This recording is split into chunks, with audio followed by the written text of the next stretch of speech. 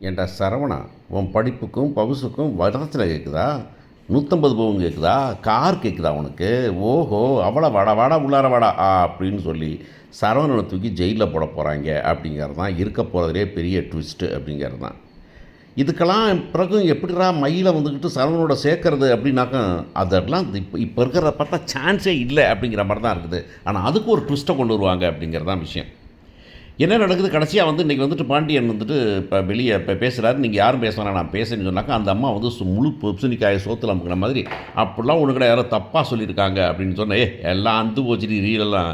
உன் மகளே ஒத்துக்கிட்டா, அவள் படிப்பு இல்லை, அவள் வந்துட்டு வயசு இல்லை அப்படிங்கிறத அவள் வாயாலே ஒத்துக்கிட்டா. இப்போ என்ன புதுசாக பில்டப் பண்ணுற நீ அப்படின்னாக்கா, யோ நீ என்ன முடிய நீனா சமாளியானாக்கா, அந்த ஆள் என்ன பண்ணா, இல்லை நான் தான் சொன்னதான் உண்மை தான், படிப்பு +2 தான். அது தான் ஒரு ஒரு ஒரு ஒரு ஒரு சாதகத்தில் ஒரு ஒரு தோஷமாகி போச்சு. அதனால் 30 வயசு வரைக்கும் கல்யாணம் பண்ண போச்சு. இதுக்கு மேலே லேட்டானால் முடியாதுங்கிறதுக்காக கொஞ்சம் விஷயங்களை மறைக்கலான்னு மறைச்சோம் அப்படின்னா, தோஷம்னா என்ன தோஷம்? என்னது, மாமனார் செத்து போயிடுறாரா? மாமியார் செத்து போயிடுவாங்களா? நாத்தனார் செத்து போயிடுவாளா? இந்த குடும்பமே விளங்காமல் போயிடுமா? என்னத்தை சொல்கிறீங்க நீங்கள் அப்படின்னாக்கா, அப்படிலாம் ஒன்றும் கிடையாதுங்க, ஒரு சின்னதுங்க கல்யாணம் நடக்கிறதெல்லாங்க தோஷம் அப்படின்னு சொல்லிட்டு. அதனால் வந்துட்டு வேறு ஒன்றும் நாங்கள் ஒன்றும் செய்யலைங்க. எப்பா இவன் சொன்னதெல்லாம் நம்பாதப்பா, இந்த ஆள் ஃப்ராடு பையப்பா, இந்த ஆள் பண்ண தெரியுமா எப்பா, நேற்றுக்கு ஒரு விஷயம் சொல்ல மறந்துட்டேப்பா அப்படிங்கிறான் சரவணா. இவனே பகான்னு பாருங்க. என்னது எப்பா அந்த தீபாவளி அப்போ ஒரு பணம் காணாமல் போச்சு கடையில் சொன்னீங்களப்பா, அப்போ கூட நீ மாமாவை திட்டிகிட்டு இருந்தீங்கல்ல, அப்போ கூடப்பா இவங்க மாட்டிக்குவாங்களே, நீங்கள் வருத்தப்படுவீங்களே மாட்டிக்கிட்டாங்க அப்படிங்கிறதுனால உசுருக்கிற மாமாவை வந்துக்கிட்டு நீங்கள் திட்டும்போது கூட வந்துட்டு இவன் தான் பணத்தை திருடினான்னு சொல்லாமல், என்னது பணத்தை திருடினாரா? ஆமாம் வந்தாலும் ஆட்டையை போட்டார்ப்பா பணத்தை. என்ன மாப்பிள்ளை சொல்கிறீங்க நீங்கள், என்ன சொல்கிறீங்க நீங்கள், என் மாப்பிள்ளை இப்படிலாம் வந்து புழுறீங்க நீங்கள் அப்படின்னாக்கா, திரும்பி அண்டாவை எடுத்துகிட்டு அடிக்க போகிறான் அவன். அடிக்க போனால் மறைச்சி வச்சிடறாங்க அவங்க. கடைசியில் வந்துட்டு இதுதான் உண்மை அப்படின்னு ஒத்துக்கிற மாதிரி வந்துடுறாங்க. கடைசியாக நீ பேசிகிட்டே பேசிட்டு வந்து ரொம்ப வசதியும் குறைமா போச்சுங்க, அதனால் வந்து பொண்ணு கிடைக்கல அப்படின்னு அப்படியே மெதுவாக பேசிட்டு, அதனால் நீங்கள் உங்களுக்கு கல்யாணம் முடிச்சு வச்சோம், அது மற்றபடி என் பொண்ணு அருமையான பொண்ணு, உங்களுக்கு தெரியும், நல்லா வேலை பார்க்குற பொண்ணு, நல்லா குடும்பத்தை பார்த்துக்கிற பொண்ணு நீங்களே சொல்கிறீங்க. அதனால் இந்த சின்ன சின்ன தப்பெல்லாம் மன்னித்து ஏற்றுக்கங்க நீங்கள் அப்படின்னாக்கா, கொஞ்ச நேரம் பொறுங்க அப்படின்னு நீங்கள் பாரியா, நான் ரொம்ப நியாயமானவன், நேர்மையானவன், அதனால் எல்லோரும் என்கிட்ட நியாயமாக இருக்கணும், நேர்மையாக இருக்கணும்னு எதிர்பார்க்குறேன், அதான் முக்கியம்.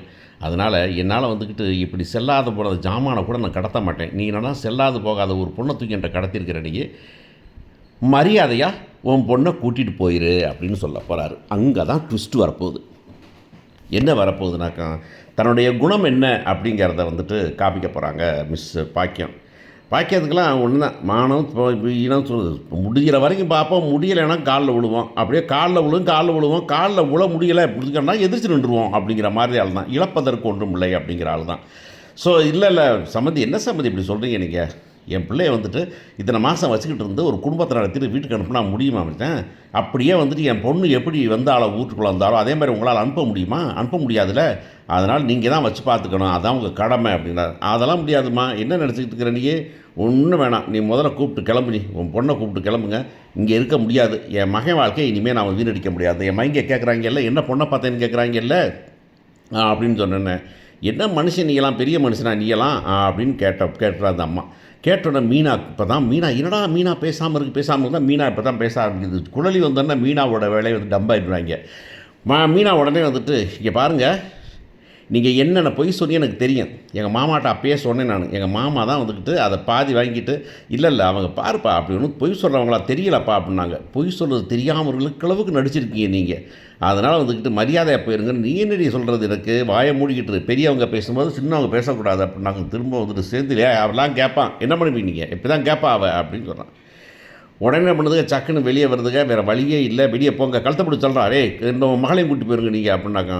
அவங்க விறுவிறுன்னு வராங்க, வெளியே வந்து உட்காந்துடுறாங்க. வெளியே வீட்டுக்கு வேசல் வந்து உட்காந்துறாங்க. உட்காந்துட்டு தர்ணா பண்ணுறாங்க. இந்த எய்த்த வீடு முழுசுமாக வெளியே வந்துருச்சு. வெளியே வந்து பார்த்துட்டு என்னடா தினம் பார்த்தாலும் எப்போ பார்த்தாலும் சண்டையாக போட்டு சந்தக்கடை மாதிரி கர்மத்தை கிடக்குது, ஏடா அது வீட்டை விற்றுட்டு போய் தொலைங்கடா, ஏன்டா இங்கே உசுரை வாங்குறீங்க நீங்கள் அப்படின்னு சக்திவேலு சொல்ல, ஏப்பா சக்தி நீ கம்முன்னு இருப்பா அப்படின்னு சொல்லி அவங்க அம்மா சொல்லிவிட்டு, கொஞ்சம் பொறு அமைதியாக பொறுனாங்க. பார்க்கணுன்னாங்க, இந்தாங்க உங்கள் நகை அப்படின்னு தூக்கி போடுறாங்க. உங்கள் நகைன்னு தூக்கி போட்டால் நகை வந்துக்கிட்டு கருப்பாக உழுவுது.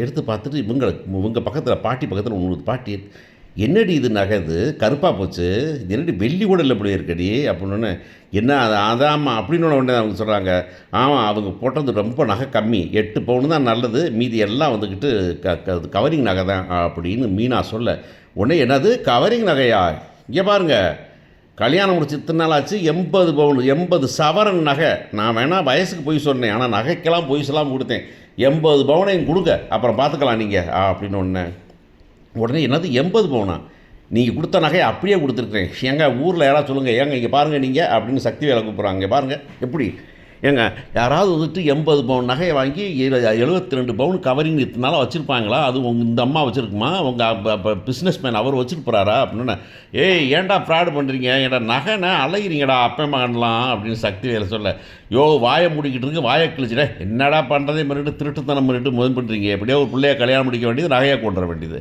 எத்தனடா பண்ணுறீங்க நீங்கள், அரைநகை வந்துச்சு கொரோனாக வந்துச்சு, கதையை விட்டு பண்ணிக்க வேண்டியது, இது வந்தான் அவன் திருடிட்டு போனான் அவன் எடுத்துகிட்டு போனான்னு சொல்கிறது, ஃப்ராடு பயல்கடா நீங்கள் அப்படின்னு, நல்லா சொல்லுங்கள் சார் இங்கே பணத்தை கொடுங்க இல்லைனாக்கா வந்து ஆகிறதில்லை அப்படின்னாக்கா, உடனே அவர் சக்திவேல் வேறு வழி இல்லாமல் போலீஸ் ஸ்டேஷன் ஃபோன் பண்ணுறாரு, போலீஸில் இந்த அம்மாவே ஃபோன் பண்ணி போலீஸ் வந்துடுறாங்க, ஜீப் வந்துடுது, என்ன அப்படின்னாக்கா வீட்டை விட்டு வெட்டுறாங்க சார், பாருங்கள் பொய்யை சொல்லி நான் வந்துட்டு நகையை கொடுத்த நகையும் நான் கருப்பாக நகை போட்டேன் அப்படின்னு சொல்லி கவரிங் நகையை போட்டேன்னு சொல்லி கவர் கொடுத்துட்டு வரதட்சணை கேட்குறாங்க சார், 80 பவுன் போட்டேன் 10 தான் இன்னும் 70 பவுன் வேணுமா, 180 பவுன் போடணுமா, கார் வேணுமா, மோட்டர் பைக் வேணுமா, இதெல்லாம் கொடுத்தா தான் வைப்பேன்னு என் பொண்ணை வீட்டை விட்டு வரத்துறாங்க சார் அப்படின்னு, ஏன் சார் அப்படியா சார் இதெல்லாம் உண்மையாக யார் ஒரு பைசா கேட்கலாம் சார் உங்கள்கிட்ட, அதெல்லாம் பொய்யா இருக்கணுமா சார், நான் பொய்னா என்னங்க இத்தனை வருஷமாக தெரியாமல் இருந்துச்சு உங்களுக்கு பொய்ன்னு இவ்வளோ காலம் கல்யாணம் முடிச்சு அப்படின்னு ஒன்று, இவனுங்க என்னங்க நீங்கள் கேஸ் கொடுக்குறீங்களா, ஆமாம் கேஸ் கொடுக்குறோம் அப்படின்னு அந்த அம்மா சொன்ன உடனே படக்குன்னு கேட்குறது,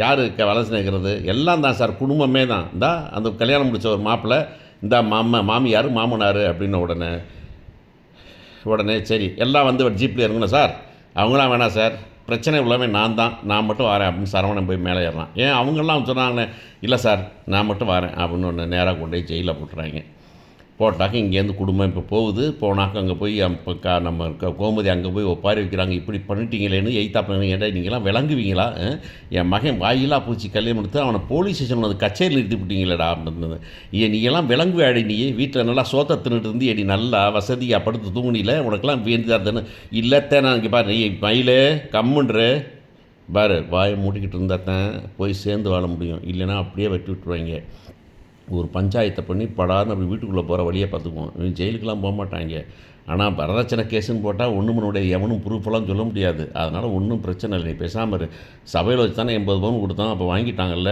இப்போ வந்து நான் நகை தகுதுன்னா அது சபையில் கேட்கணும் அப்படின்னு சொன்ன உடனே போலீஸ்கார் சொல்கிறார், எப்பா இதெல்லாம் சரிப்பட்டு வராது பார்த்துக்கோங்க, வரதட்சணை கேஸ் வந்து இன்றைக்கி ரொம்ப பெரிய விஷயமா இருக்குது, போட்டாங்கனாக்க உள்ளார 10 வருஷம் உள்ளார தூக்கி போட்டுருவாங்க, அதையும் அப்பா அம்மாவையும் சேர்த்தேன் பார்த்துக்கங்கன்னு சொல்கிறாங்க, என்ன பண்ண போகிறாங்கன்னு